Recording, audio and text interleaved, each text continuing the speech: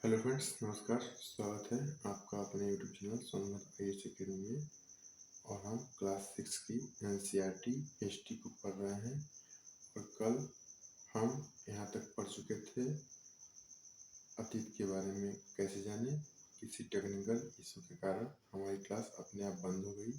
उसी क्लास को हम आगे लेकर चलते हैं जिसका नाम है अतीत के बारे में कैसे जाने।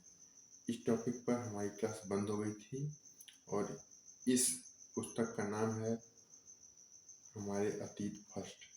तो आइए देखते हैं अतीत के बारे में कैसे जानें। अतीत की जानकारी हम कई तरह से प्राप्त कर सकते हैं। इनमें से एक तरीका है अतीत में लिखी गई पुस्तकों को ढूंढना, पढ़ना। एक पुस्तकें हाथ से लिखी होने के कारण पांडुलिपि कही जाती हैं। अंग्रेजी में पांडुलिपि के लिए प्रयुक्त होने वाला मैन्युस्क्रिप्ट शब्द लैटिन शब्द मेनु, जिसका अर्थ हाथ से है, से निकला है।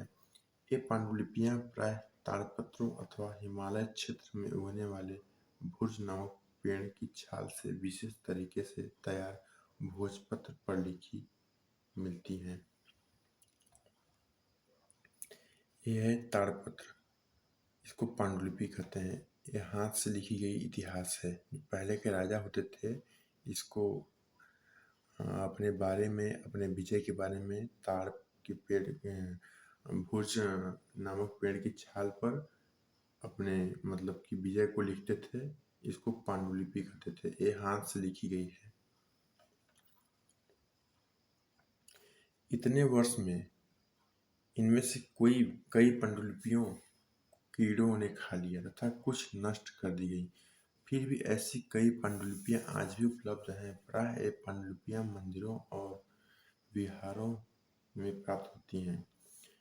इन पुस्तकों में धार्मिक मान्यताओं व व्यवहारों, राजाओं के जीवन, औषधियों तथा विज्ञान आदि सभी प्रकार के विषयों की चर्चा मिलती है। इनके अतिरिक्त हमारे यहाँ महाकाव्य, कविताएं तथा नाटक भी हैं। इनमें से कई संस्कृत में लिखे हुए मिलते हैं, जबकि अन्य प्राकृतिक और तमिल में हैं। प्राकृतिक भाषा का प्रयोग आम लोग करते हैं।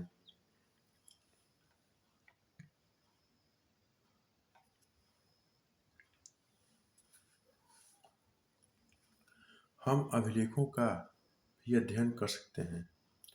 ऐसे लेख पत्थर अथवा धातु जैसे अपेक्षाकृत कठोर सतहों पर उत्कीर्ण किए गए मिलते हैं। कभी कभी शासक अथवा अन्य लोग अपने आदेशों को इस तरह उत्कीर्ण करवाते थे ताकि लोग उन्हें देख सकें, पढ़ सकें तथा उनका पालन कर सकें। कुछ अन्य प्रकार के अभिलेख भी मिलते हैं। इनमें राजाओं तथा रानियों सहित अन्य स्त्री पुरुषों ने भी अपने कार्यों के विवरण उत्कीर्ण करवाए हैं। उदाहरण के लिए प्रायः शासक लड़ाइयों में अर्जित विजय का लेखा जोखा रखा करते थे। क्या तुम बता सकती हो कि कठोर सतह पर लेख लिखवाने के क्या लाभ थे? ऐसा करवाने में क्या क्या कठिनाइयाँ आती थी?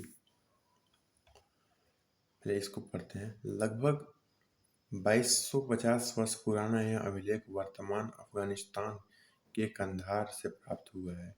यह अभिलेख अशोक नामक शासक के आदेश पर लिखा गया था। इस शासक के विषय में तुम अध्याय 8 में पढ़ोगी। जब हम कुछ लिखते हैं तब हम किसी लिपि का प्रयोग करते हैं। लिपियां अक्षरों तथा संकेतों से बनी होती हैं। जब हम कुछ बोलते हैं अथवा पढ़ते हैं तब हम एक भाषा का प्रयोग करते हैं। यह अभिलेख इस क्षेत्र में प्रयुक्त होने वाली यूनानी तथा अरामीक नामक दो विभिन्न लिपियों तथा भाषाओं में है। तो आइए देखते हैं। क्या तुम बता सकती हो कि कठोर सतह पर लेख लिखवाने के क्या लाभ थे? ऐसा करवाने में क्या क्या कठिनाइयाँ आती थी? आइए देखते हैं। इसके अतिरिक्त अन्य कई वस्तुएं अतीत में बनी और प्रयोग में लाई जाती थी। ऐसी वस्तुओं का अध्ययन करने वाला व्यक्ति पुरातत्वविद कहलाता था। पुरातत्वविद पत्थर और ईंट से बनी इमारतों के अवशेषों, चित्रों तथा मूर्तियों का अध्ययन करते हैं। वे औजार, हथियारों, बर्तनों, आभूषणों तथा सिक्कों की प्राप्ति के लिए छानबीन तथा खुदाई भी करते हैं। इनमें से कुछ वस्तुएं पत्थर, पकी मिट्टी तथा कुछ धातु भी बनी हो सकती हैं। ऐसे तत्व कठोर तथा जल्दी नष्ट होने वाले होते हैं। पुरातत्वविद जानवरों, चिड़ियों तथा मछलियों की हड्डियां भी ढूंढते हैं। इससे उन्हें यह जानने में मदद मिलती है कि अतीत में लोग क्या खाते थे। वनस्पतियों के अवशेष बहुत मुश्किल से पच पाते थे। यदि अन्न के दाने अथवा लकड़ी के टुकड़े जल जाते हैं तो वे जले हुए रूप में बचे रहते हैं।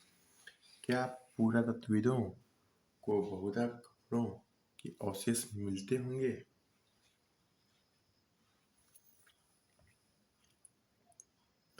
पांडुलिपियों, अभिलेखों तथा पुरातत्व से ज्ञात जानकारियों के लिए इतिहासकार प्रायः स्रोत शब्द का प्रयोग करते हैं। इतिहासकार उन्हें कहते हैं जो अतीत का अध्ययन करते हैं। स्रोत के प्राप्त होते ही अतीत के बारे में पढ़ना बहुत रोचक रहता है, क्योंकि इन स्रोतों की सहायता से हम धीरे धीरे अतीत का पुनर्निर्माण करते जाते हैं। अतः इतिहासकार तथा पुरातत्वविद उन जासूसों की तरह हैं जो इन सभी स्रोतों का प्रयोग सुराग के रूप में कर अतीत को जानने का प्रयास करते हैं। अतीत एक या अनेक। अतीत एक या अनेक। क्या तुमने इस पुस्तक के शीर्षक हमारे अतीत पर ध्यान दिया है? यहाँ अतीत शब्द का प्रयोग बहुवचन के रूप में किया गया है। ऐसा इस तथ्य की ओर ध्यान दिलाने के लिए किया गया है कि अलग अलग समूह के लोगों के लिए इस अतीत के अलग अलग मायने थे। उदाहरण के लिए पशुपालकों अथवा कृषकों का जीवन राजाओं तथा रानियों के जीवन से तथा व्यापारियों का जीवन शिल्पकारों के जीवन से बहुत भिन्न था। जैसा कि हम आज भी देखते हैं, उस समय भी देश के अलग अलग हिस्सों में लोग अलग अलग व्यवहारों और रीति रिवाजों का पालन करते थे। उदाहरण के लिए आज अंडमान द्वीप के अधिकांश लोग अपना भोजन मछलियां पकड़कर शिकार करके तथा फल फूल के संग्रह द्वारा प्राप्त करते हैं। इसके विपरीत शहरों में रहने वाले लोग खाद्य आपूर्ति के लिए अन्य व्यक्तियों पर निर्भर करते हैं। इस तरह के भेद अतीत में भी विद्यमान थे। इसके अतिरिक्त एक अन्य तरह का भेद है। उस समय शासक अपनी विजयों का लेखा जोखा रखते थे। यही कारण है कि हम उन शासकों तथा उनके द्वारा लड़ी जाने वाली लड़ाइयों के बारे में काफी कुछ जानते हैं, जबकि शिकारी, मछुआरे, संग्राहक, कृषक तथा पशुपालक जैसे आम आदमी प्राय अपने कार्यों का लेखा जोखा नहीं रखते थे।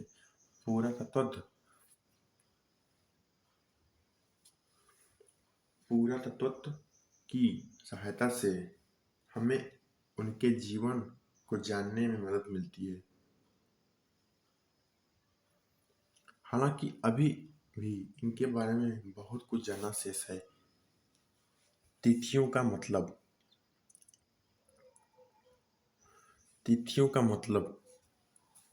अगर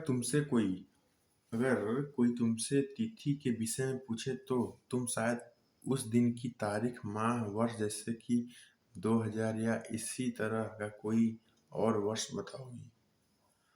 वर्ष की यह गणना ईसाई धर्म प्रवर्तक ईसाई मसीहा के जन्म की तिथि से ही की जाती है। अतः 2000 वर्ष कहने का तात्पर्य ईसा मसीह के जन्म की 2000 वर्ष के बाद से है। ईसा मसीह के जन्म के पूर्व की सभी तिथियां ईसा से पहले के रूप में जानी जाती हैं। इस पुस्तक में हम 2000 को अपना आरंभिक बिंदु मानते हुए वर्तमान से पूर्व की तिथियां का उल्लेख करेंगे।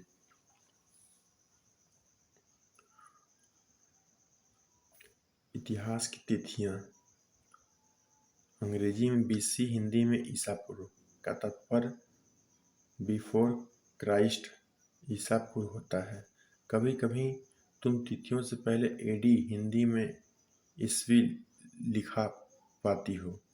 यहाँ एंडोडाइमनी नामक दो लैटिन शब्दों से बना है तथा इसका तात्पर्य ईसा मसीह के जन्म वर्ष है।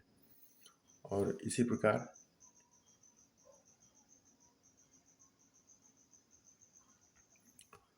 प्रकार यहाँ चैप्टर खत्म होता है और इसमें कुछ प्रश्न उत्तर भी दिए गए हैं, जैसे कि कुछ महत्वपूर्ण तिथियां हैं।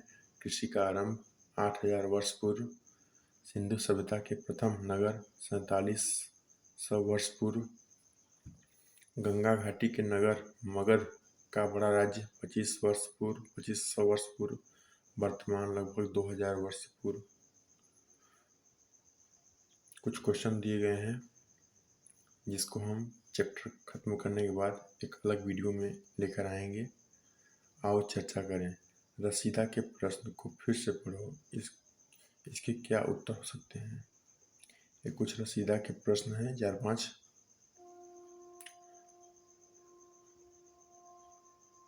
इसी प्रकार यह चैप्टर खत्म होता है और आज के लिए बस इतना ही। और कल हम एक नए चैप्टर के साथ आप लोग के सामने आएंगे, चैप्टर 2 जिसका नाम है